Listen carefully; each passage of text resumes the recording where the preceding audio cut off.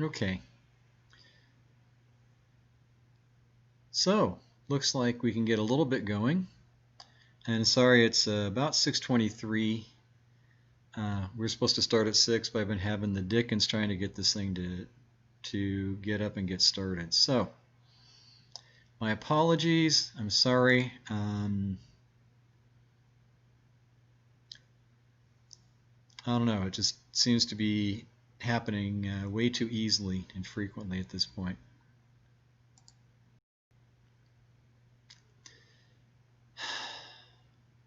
So, I'm very frustrated. If anybody wants to check in and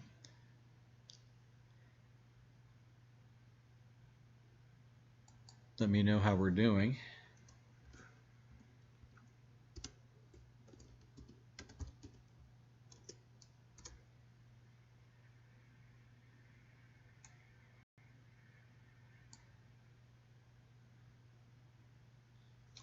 All right.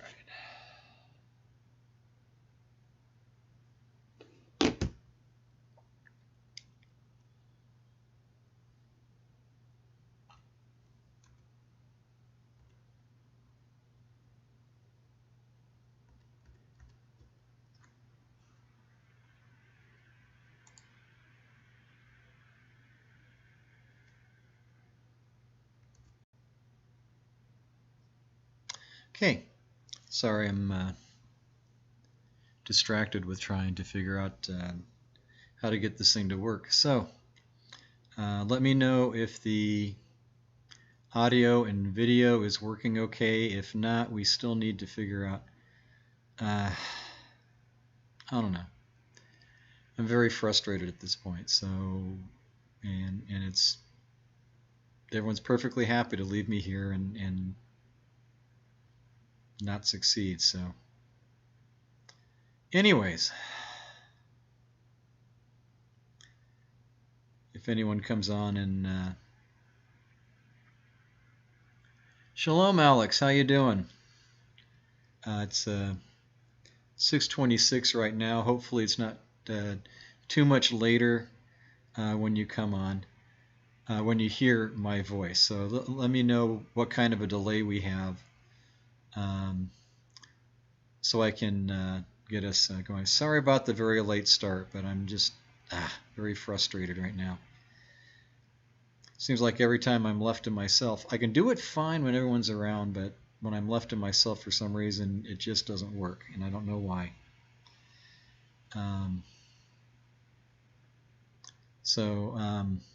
Anyways, so I'm a little frustrated.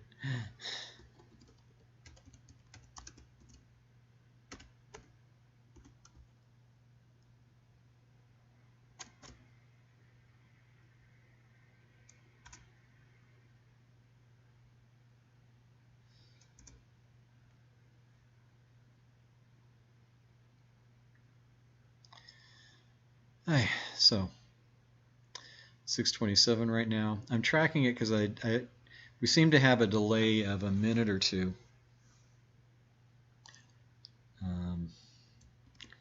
So I just want to have an idea of how long the delay is going.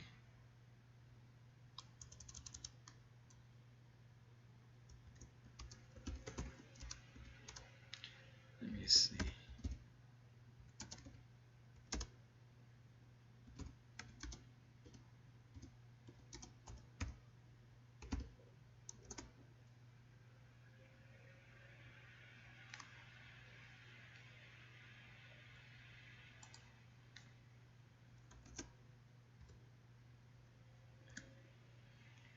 Okay, 6:28 right now. Just sent to you a text saying, is there a delay? If so, how much? Just out of curiosity, so I have some idea how to track this thing. Okay.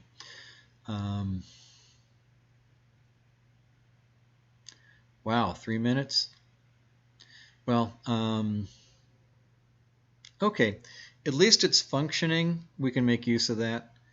That gives me an idea of how far back I need to go back if somebody throws in a comment or a question. Now we just have to see if everybody else is going to check in. Good, thank you for letting me know. How have you been? Working hard, hardly working?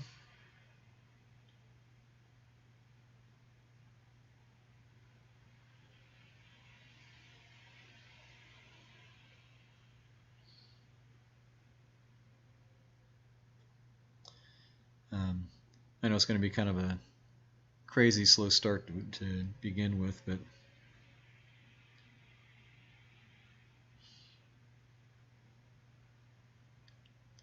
wow, 3 minutes. Okay.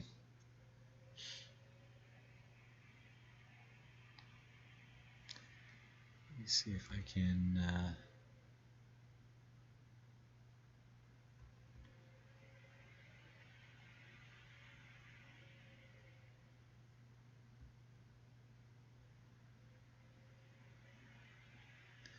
okay. Okay. Yeah, that'd be about 3 minutes. Okay, thank you. Let me check on something here.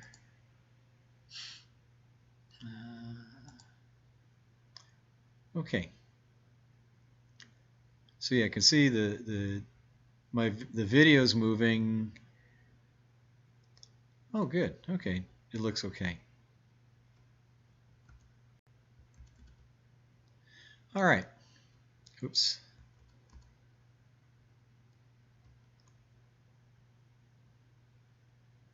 There we are. That's what I was looking for. All right. What we can do, let's just go ahead and get started. And about 6:30 my time. Give me an idea of it's probably about 8-9 minutes that we've been running. I'm doing that just because what we do usually is sooner or later you go back and you trim all the beginning part off. So when somebody pulls up the video, it starts right when we start, and that way we don't have all this time of hemming and hawing and trying to figure out what to do.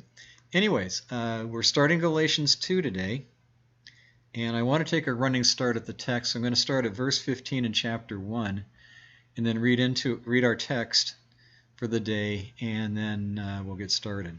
Okay, verse 15, chapter 1. But when it pleased God, who separated me from my mother's womb and called me through his grace, to reveal his Son in me, that I might preach him among the Gentiles, I did not immediately confer with flesh and blood, nor did I go to Jerusalem to those who were apostles before me, but I went to Arabia and returned again to Damascus. Okay, and then we go on to chapter 2. This is our text for the day.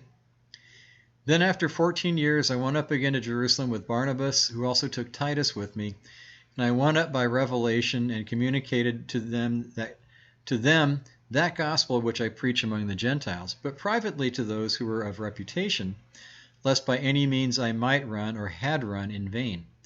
Yet not even Titus, who was with me, being a Greek, was compelled to be circumcised. And this occurred because of false brethren secretly brought in, who came in by stealth to spy out our liberty, which we have in Christ Jesus, that they might bring us into bondage, to whom we did not yield submission even for an hour, that the truth of the gospel might continue with you.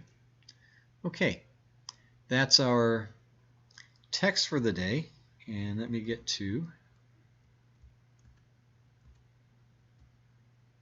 there. Okay.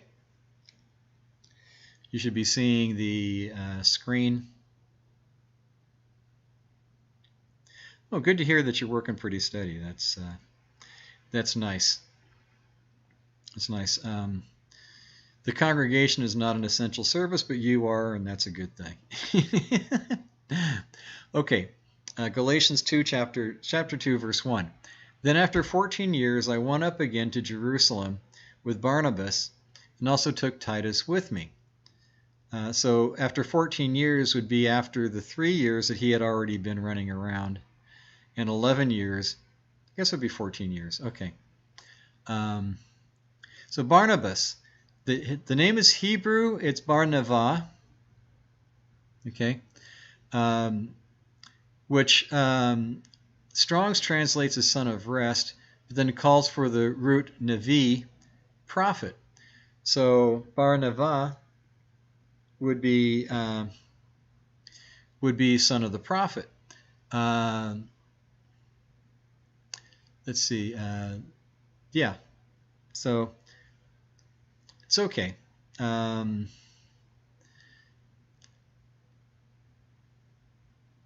So it's kind of funny that Strong's translated son of rest, but then,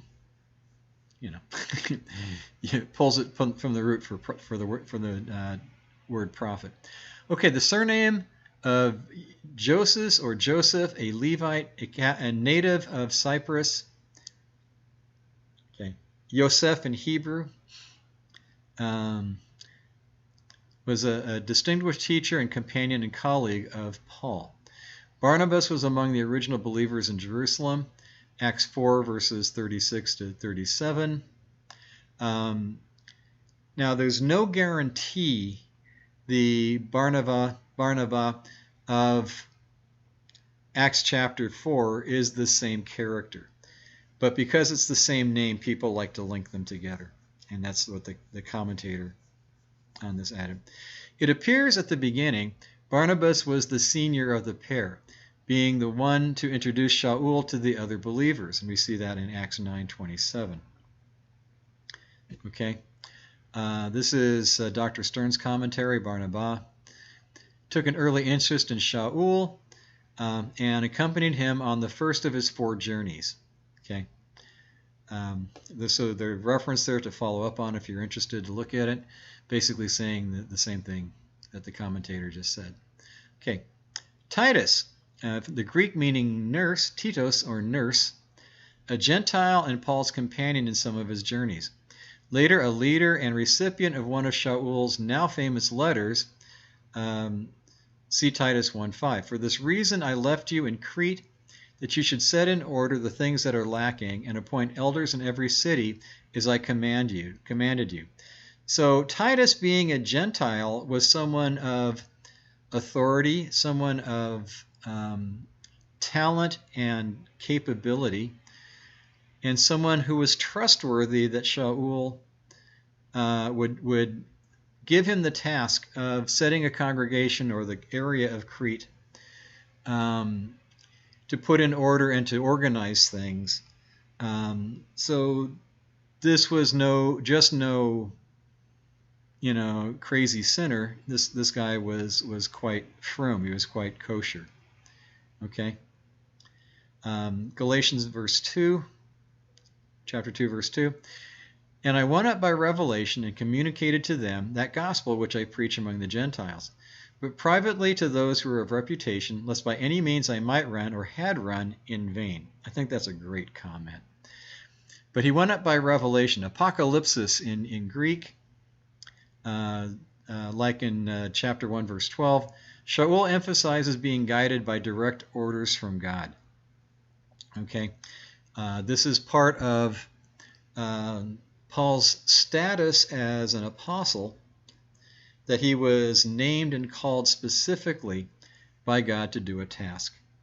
Okay, and so he went and communicated to the Jerusalem congregation about the gospel which he preaches, the good news, the glad tidings, as translated. Was this different from the good news taught by James, John, Peter, and everyone else? Stay tuned for our next episode for a discussion on that. The short answer is no. It's not a different gospel, but it is a different application. Okay, the good news is still the good news, but he did so privately, and I thought this was immensely wise, because as a public first hearing may not allow for fairness and completeness, as some people will feel the need to attack or defend without regard to the facts. And so the first thing, the wisest thing to do is to seek out the leadership of the congregation and say, hey, here I am, you know me from my reputation. let me talk about what's been going on. Let me I'll tell you what I've been doing, and you can tell me if this is a smart thing or not. For someone who was as well established as a theologian and a teacher, even before Yeshua called him, he was nonetheless careful to make sure that he got agreement and permission or acceptance from the leadership of the congregation. Okay. Also, it's wise to confer and confirm if those bringing the false good news who are traveling from Jerusalem to Galatia are indeed sent by the Jerusalem Messianic congregation as formal shlachim, apostles, or if they are acting on their own. And so before Paul writes his letter to the Galatian congregations, he goes to Jerusalem and confers and makes sure that he's got the right thing. And and James didn't send other people to say you must be Pharisees. That all got straightened out in this meeting. Okay, and we know from last week's reading or the week before that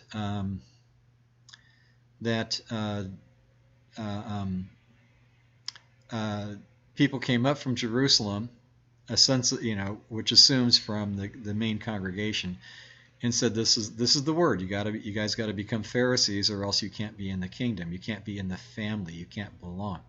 Okay. But he went to the people. Paul went to the people of reputation. This suggests Shaul did not go immediately to the heads of the congregation, but worked his way up through the elders of the congregation before fully engaging Peter, James, and John, lest he was doing his work in vain. After 14 years of working on his own, Shaul comes in to consult and confirm his work was indeed proper. We know from the end result it was confirmed, and it was confirmed that Shaul was working with the right understanding and the right process and especially the right conclusion that Gentiles don't need to convert to Pharisaism, or in modern terminology, to convert to Orthodox, just to be made acceptable to God. That's a very, very severe, very misleading lie that's being given to Messianics by the Orthodox of today, and it just amazes me how people get sucked into this. Because if you look at it on the surface, it's warned by Yeshua, it's warned by Shaul. You don't need to be Pharisees to be acceptable to God. You don't need to be Orthodox to be acceptable. And so I know I sound like a broken record, but this is extremely important in this letter. And that's really the main message of the letter, is that Gentiles don't need to convert to anything. They already have everything they need to be in the family and to be part of the family of God and to have full membership and stature. Okay. I believe he wanted to honor the leadership of Jerusalem and assert with confidence that they were in agreement with his message for the Goyim. That being said, and I think Paul also knew that he was going to face trouble from certain ones of the Pharisees, those following the strict rules of clean and unclean among the traditions of the elders, who did not agree with his teaching and his methodology among the Goyim. Okay, that's also another commentary. But yet, and here's the kicker. If you ever wanted an example on this, it's right here in the letter. Yet not even Titus, who was with me, being a Greek, was compelled to be circumcised. That should be the end of the argument. That should be all that needs to be said. Okay? If Titus, who was traveling with Shaul, going to Jerusalem, was not expected or pressured to become circumcised, that is, to become part of the Pharisees group, or maybe a conversion to a messianic version of halakha. Titus was not compelled to be circumcised. So, how does this affect our argument? It affects our argument in that we know we don't need to convert to anything to be acceptable to God. Therefore, anybody who is putting something in front of you saying that you must convert to one thing or another, they're wrong, and you don't need that. And we'll get into this much more detail over and over and over again throughout the letter. But the point here is you don't need anything except that which God has already provided. You have the Spirit of the living God in you. The proof of that is that miracles are happening around you. This is what Paul tells the Galatian congregation, and should be happening with all of us on a reasonably regular basis. And so,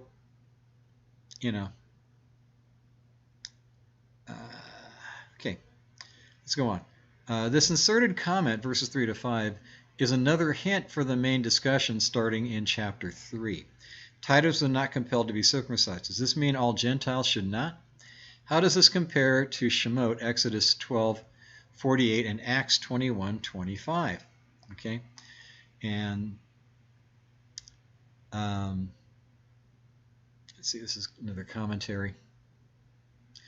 The false brothers, verses 4 and 5, wanted Titus to undergo Brit Milah, that's the circumcision, but the leaders of the Jerusalem Messianic community didn't force him to do so. They believed, like Shaul, that it was unnecessary for Gentile followers of Yeshua to become Jews.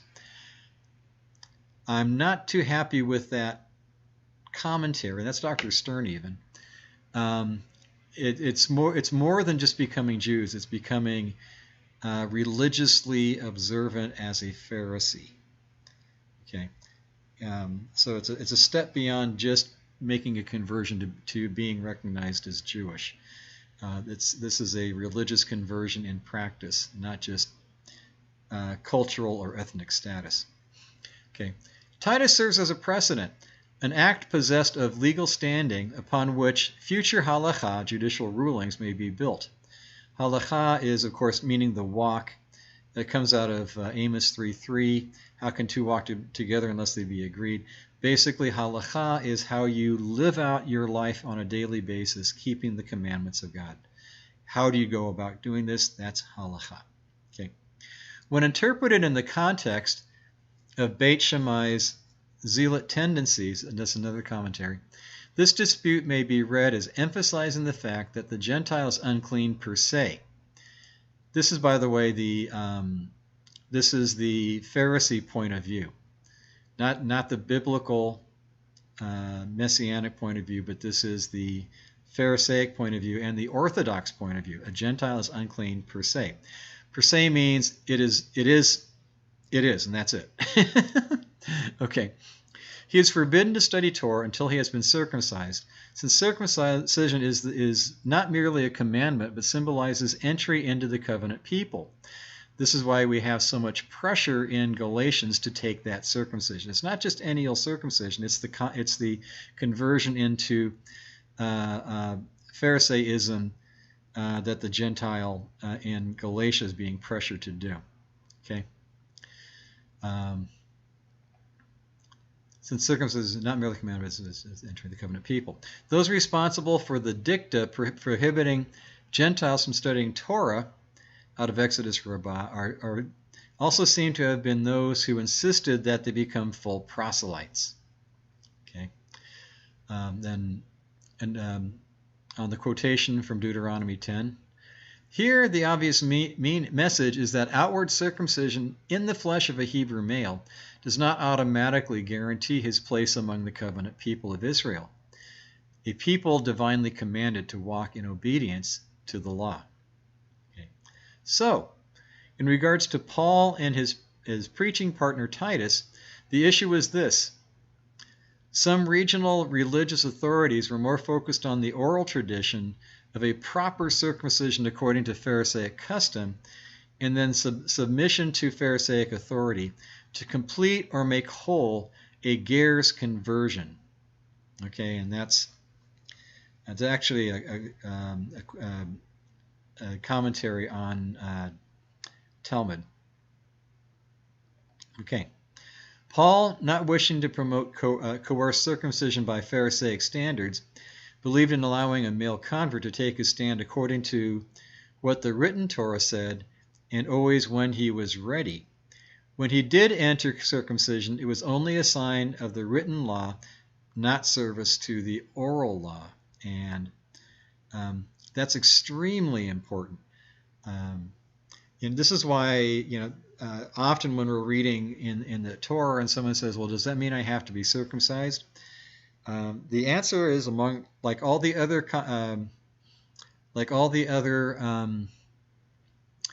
commandments, you're not necessarily ready for all the commandments at all times. So you grow into these, and that's what Acts 15:21 says. Get yourself into a synagogue and learn. So yeah, maybe someday God will tell you having a circumcision is a proper thing to do. But it's going to be when he tells you and when. It's not for us to require that you do so. Okay? And if that moment never happens, that's still okay. You still belong to God. And there's no reason for you to be pressured. Okay, like all the other commandments, there's a time and a place to learn how to observe. And depending on where you are in your walk, you may, at some time in the future, wake up in the morning and God says, okay, now's the time to do it. Or you may never have that moment where God says, now's the time to do it. And it all has to do with your walk with God and how your testimony with the rest of the world plays out. Okay, and so it's God's choice, not our requirement.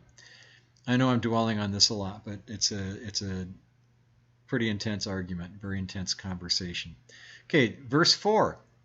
And this occurred because of false brethren secretly brought in, who came in by stealth to spy out our liberty, which we have in Christ Jesus, that they might bring us into bondage. Okay. I did my own translation on this just because I didn't like the way it laid out in the King's English or even in his Stern's translation. So this is my best idea of what I think the Greek says. But through false brothers sneaking in to secretly scope out our liberty.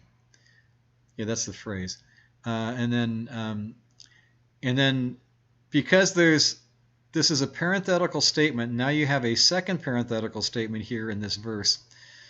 So you have a sidestep within a sidestep before you get to the point. I thought it was important to cut to the chase. So my version of this is, but through false brothers sneaking in to secretly scope out our liberty, them we did not yield in submission. Okay. So those that are trying to change us from what is the right way, we resisted that. Okay, it's a hint of remez, which means a hint of Tehillim, Psalm 37, verses 32 and 33. The wicked watches the righteous and seeks to slay him. The Lord will not leave him in his hand, nor condemn him when he is judged. Okay. So Shaul submits to examination or challenge by the elders and leadership in Jerusalem, but resist the Phariseeism gets you in the family, false brothers. That's the point of this verse. Okay. Secretly brought in. Verse 4 appears to bounce back in time to the root problem. Looks like I forgot to finish an idea there. Which is the beginning of Acts chapter 15. Okay, the root problem begins at Acts chapter 15. Acts 10 is the introduction of Gentiles as members of the congregation as Gentiles. But by the time you get to Acts 15, you have this boiling up conflict between the believers who are Pharisees and the believers who are not. Okay, so in this case, the Pharisees who wanted to turn Gentiles into Pharisees were brought in secretly, which sort of suggests that they were recommended by somebody, but apparently not James and the management of the Jerusalem congregation. Okay, so they were secretly brought in. The root problem occurring in Galatia. Secretly, claiming to be authorized by Jerusalem of James, but really not. Okay. And the idea to spy out our liberty, in this case, to spy is to simply observe or to watch or to look. And in this case, there's a little bit more heftier meaning to it in spying out our liberty. In other words, looking us over to see, where they can get their in to attack or to cause problems for Shaul. And we know from the terminology in his letter here, he was catching a lot of grief from these people by them saying that Shaul was obviously not properly sent out and authorized by the Jerusalem congregation, which by the time you get done with Paul's discussion and before he does his letter to the Galatians, he does in fact receive that smicha, that ordination, that sending out to go to the Gentiles, and in this case specifically including the Gentiles in Galatia. Okay. So, what does make Shaul's message distinctive? In his insistence that Gentiles do not have to become Jews in order to believe in Jesus. Today the shoe is on the other foot. Messianic Jews are having to insist that a Jew need not become a goy in order to put his trust in Yeshua, the Jewish Messiah. That's a whole other discussion in and of itself. This point, irrelevant for Jews and therefore not a part of the gospel as it was presented to them, is essential for Gentiles because it removes a major barrier, namely the requirement, in addition to trusting God and the good news, the Gentiles should leave one culture and join another. Shaul saw not only that this was unnecessary, but that insistence on it was a grave danger to the truth of the good news. Okay, little explanation on that. This is Dr. Stern's commentary. And I'm not disagreeing with what he says, but it kind of leaves a hole open in the argument, as far as not requiring to leave behind one culture and embracing another. I would be a little more careful with the terminology and suggest that we how do you put it? We need to leave behind the pagan parts of our old culture, but we can still embrace the good parts of our old culture and bring it with us into our new culture of Messianic Judaism. Because frankly, we're not all completely froom in every traditional detail,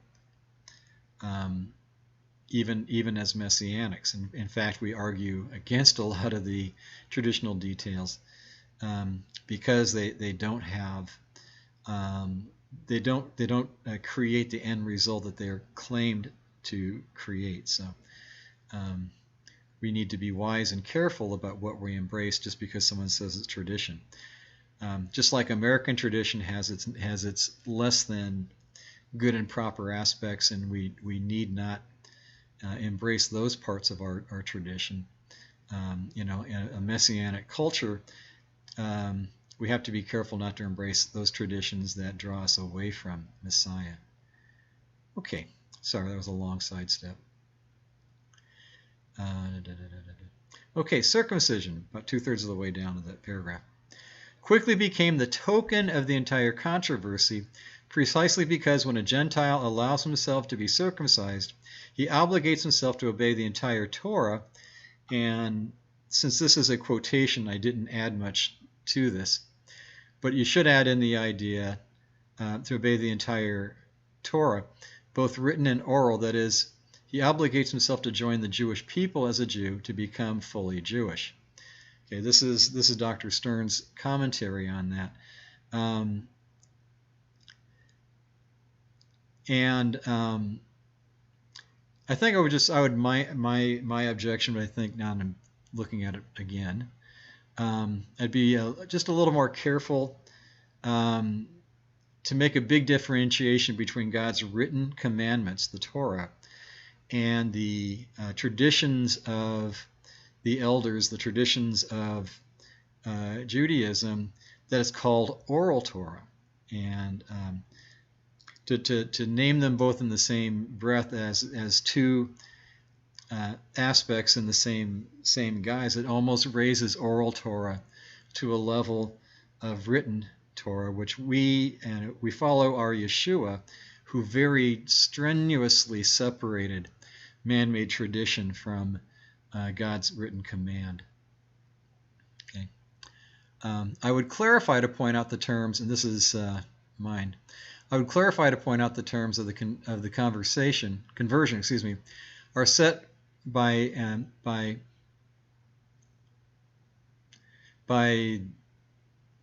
I'm missing a word there. By the entity. This is cool. I can edit my own text here. Are set by the entity offering the circumcision. You cannot agree with their meaning in your promise to them, and at the same time reserve your own personal meaning to those same words. And I've known people who have gone through conversion, and one of the things they ask of you is they really don't argue with you much as to whether or not you think Yeshua is truly Messiah. They really don't get into that issue a whole lot. But what they do is right there in the middle of your mikveh, your baptisms, you get dunked 3 times, and one of the things they make you vow, this is right at the very end, just before you get your circumcision and become fully Jewish, you disavow any version of God that you ever understood prior to becoming Jewish. Now, if you're a Christian, that means if you agree in the positive, that means you denounce any relationship with Jesus. However, I've known lots of people say, well, I know what I mean, that any version of God doesn't include Yeshua. Well, if you don't say that as a condition for them to turn you away from your baptism and your conversion, because you're not agreeing with the terminology, which means your conversion was not necessarily genuine, because you reserved in your own heart and your mind a condition which did not agree with your words that you spoke. Okay? And so it's extremely dangerous. And they'll run you right up to the very end there before they really challenge you on the subject. And now you have to decide. You either have to walk away by saying you're embracing Yeshua regardless what anyone else says, anyone else in the room says, or you basically lie in your own heart and say, I'm going to say this, but I know I mean something different. Okay, so it's a very strong warning. They're going to make you, they're going to make you turn from Yeshua, and to the point where you're either going to turn from Yeshua or lie to yourself and basically everybody else by going along with their verbiage. Okay. In the terms of the Pharisee and modern Orthodox conversion, Torah is demanded to mean both written and oral Torah. Those who embrace Yeshua as Messiah cannot agree with the notion man-made doctrine equals God's written Torah, following Yeshua's own instruction, such as here in Matthew 23. Then Jesus spoke to the multitudes and to his disciples, saying, the scribes and the Pharisees sit in Moses' seat. Therefore, whatever they tell you to observe, that observe and do. But do not do according to their works, that's their tradition, for they say and do not. For they bind heavy burdens, hard to bear, and lay them on men's shoulders. But you got to read the Mishnah if you want a real education on what these are. Or if you really want to be self-destructive, read the Shulchan Aruch. It's a a compilation of all the rules within orthodoxy that you must obey as a Jew. And it's all it's all tradition. Some are traditions that help you keep the commandments, and others are traditions that just exist for their own sake. Okay, for they bind heavy burdens, hard to bear, and lay them on men's shoulders, but they themselves will not move them with one of their fingers. Those are the burdens, not the people. But all their works they do to be seen by men. They make their phylacteries broad. That's the tefillin. It's the prayer, the straps that you wear, and the prayer box, the boxes with the blessings in them that you wear when you do the morning prayers. They love to the best places at feasts, the best seats in the synagogues, greeting the marketplace, and be called by men, Rabbi, Rabbi.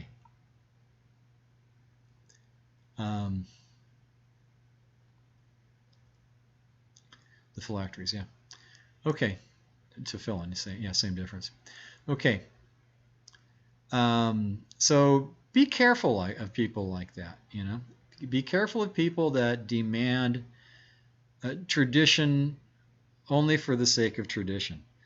You know, in our congregation, in our setting, we do embrace tradition, but we examine the traditions, pick the ones that are beneficial for us, and we are not obligated to the ones that do not help us in our walk with Messiah. Okay. We have, that is, Shaul actually identifies with the Gentiles in this argument, although he was always frum, traditional in his personal practice. Okay.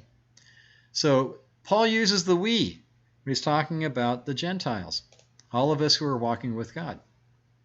Okay, a couple of citations here. Philippians 3:4. Though I also might have confidence in the flesh, if anyone else thinks they may have confidence in the flesh, I more.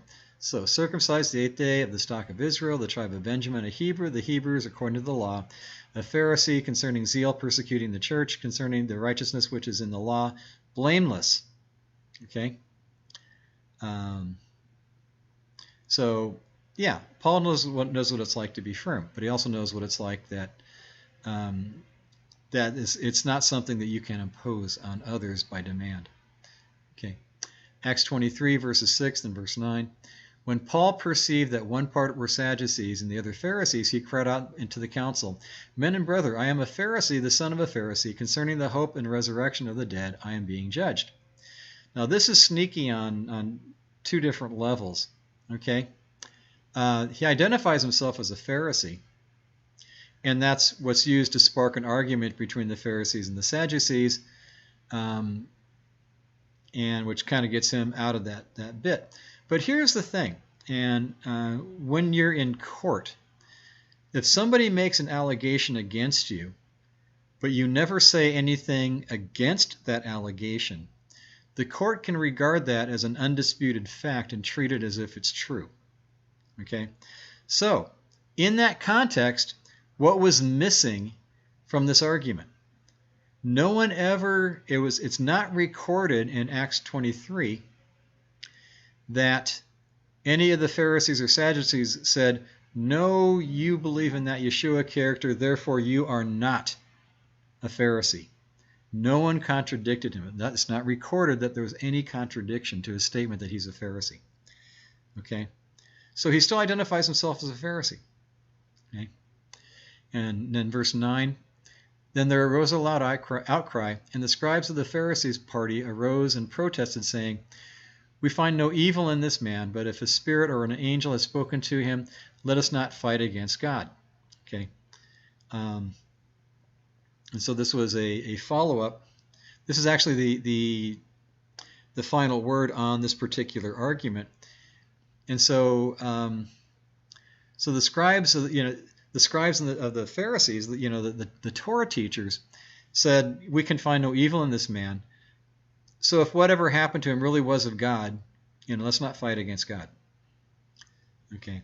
So there was never a dispute about Paul saying he's a Pharisee.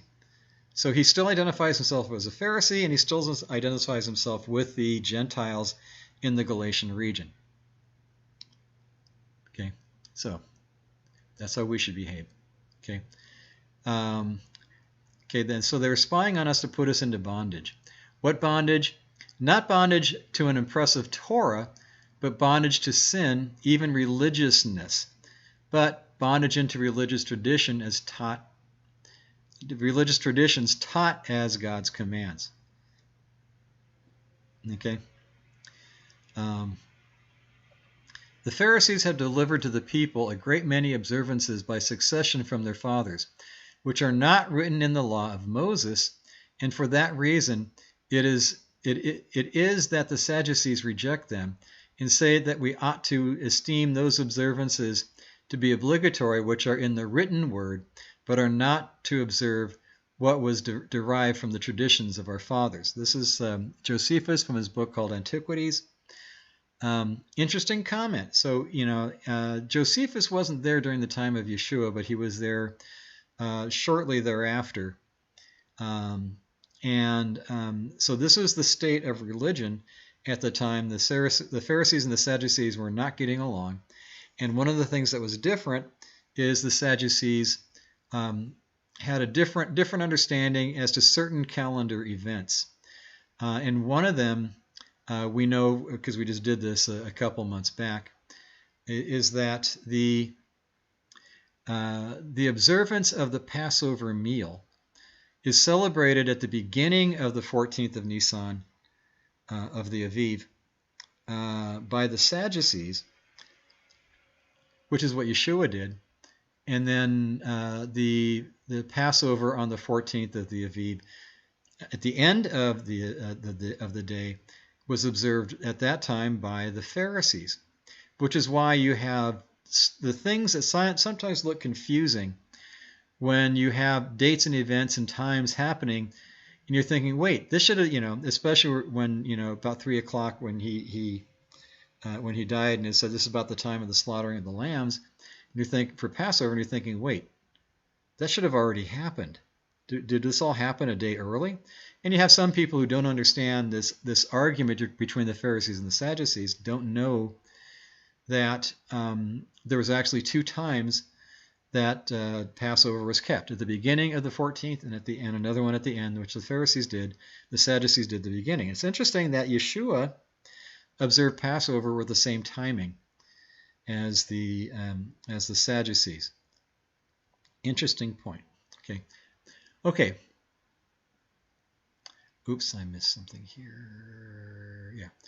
While learning and studying oral law, all converts to the Pharisee way of life had to operate within the scope of a carefully supervised lifestyle requiring a mandatory probation period. During this time, they were taught that it was impossible to obey the divine laws without knowledge of both the written and unwritten Torahs.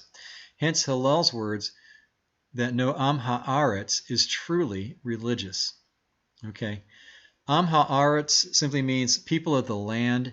It's a derogatory comment used by the Pharisees for anybody, not just Gentiles, but Jews.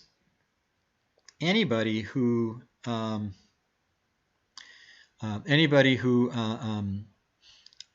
was not as religious as they are, or not as religious as they thought someone else should be. So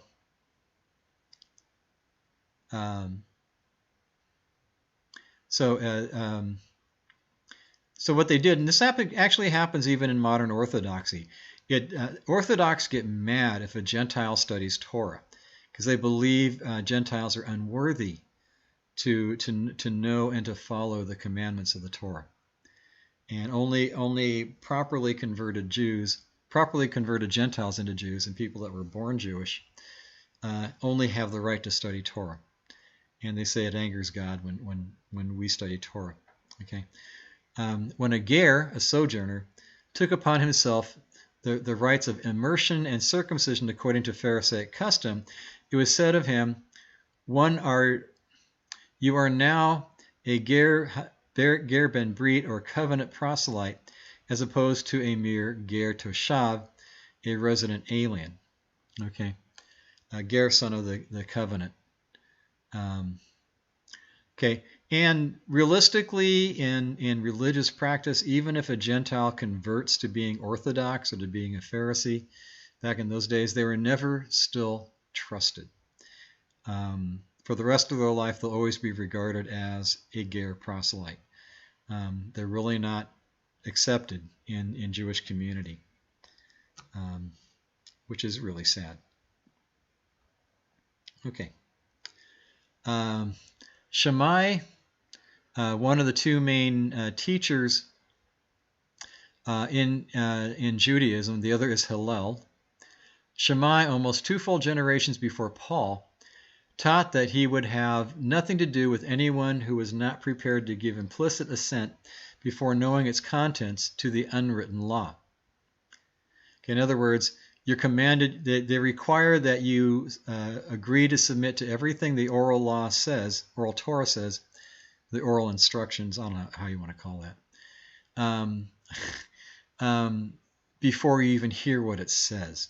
Okay, kind of reminds me of a line that one politician said a while back: you have to vote for it before you can see what's in it.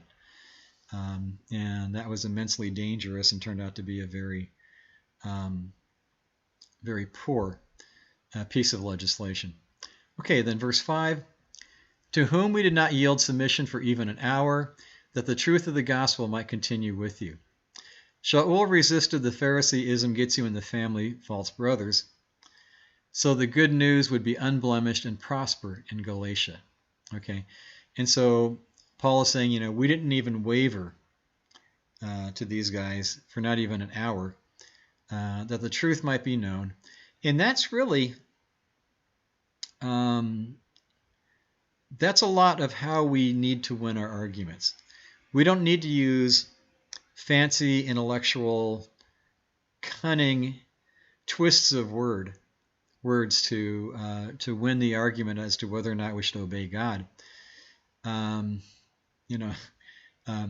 Sometimes it's kind of annoying, but sometimes she's got a thing going there. Is a lot of times when Gail knows that she's right, she doesn't argue details. She just says, but the Bible says da da da da da. And someone will go, well, but, and she'll come back with, but the Bible says. And I always have a lot of respect for that, because she doesn't get torn away into arguments, but just keeps camping on, what does the Bible really say? Now, if you argue with, does the Bible really not say that? Okay, prove it. But until then, this is what the Bible says, and that's what we should be doing. Okay. Any questions? And this, by the way, is the graphic is a picture of a mohel, spelled M-O-H-E-L. This is the traditional guy who makes the circumcisions for the young for the baby boys. And if you are an adult being converted, he won't use the items he's got in his hand, but just use a pin or something to prick your thing and draw some blood, and that will suffice. Okay.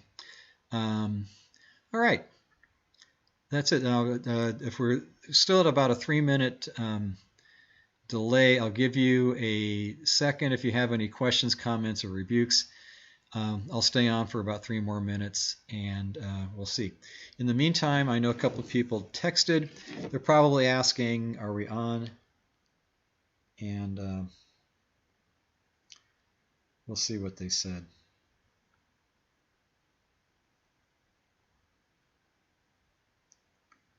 Okay, it wasn't for anybody here. Okay, now it's just Abigail saying we're on our way home, by the way. All right, I'll deal with her on that later. Okay, just in case someone is trying to be helpful. All right, so let me know any questions, comments, rebukes. Otherwise, we'll wrap this up. So I'm going to hang out here for a few minutes, and then nothing else said, I will close up. So shalom, God bless you. We'll see you Shabbat online. Announcements. Thank you for reminding me. Announcements. We are planning on meeting at the park on Sunday at 11 o'clock to set up, and lunch to start about noon.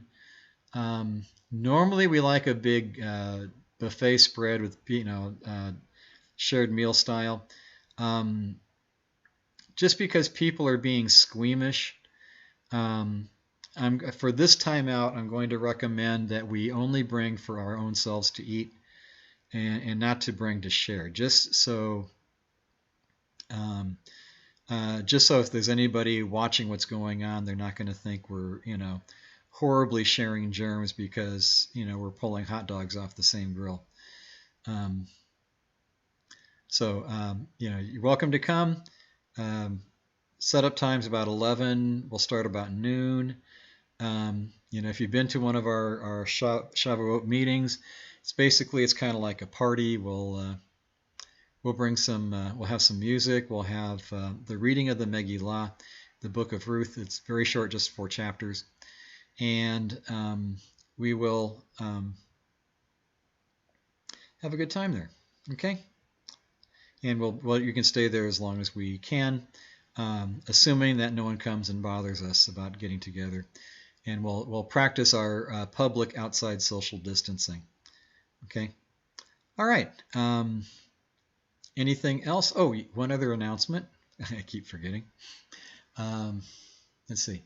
Don't forget to, if you haven't, subscribe, like, share, and hit the the notification bell so that you're apprised when the stuff comes up on live. And also, because this isn't Sabbath, I can add to this. If you want to support the congregation in our activities, you can donate through PayPal on our website, simchatyeshua.org, or you can mail in a check to the P.O. box. At this point, I would recommend check and not any kind of cash, simply because our mail deliveries aren't consistent and proper. The post office where we have a P.O. box has been torn down, and they're still, last I heard, they're still trying to decide whether or not they're going to build a new one. In the meantime, the delivery of where our post office mail goes seems to change from place to place, time to time. So, but if you want to mail something in, you can still do it through the P.O. box. Okay, that will do. All right, God bless you. Take care. Shalom. And we'll see you later. Let me close this off. Yeah, I made a change. I'm going to save that.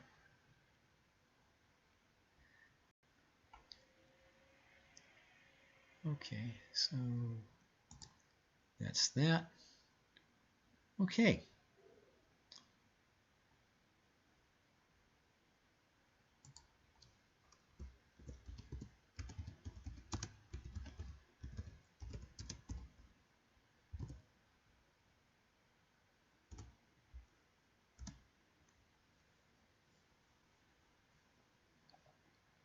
Oh, sorry, George. He came in just in time for us to be done.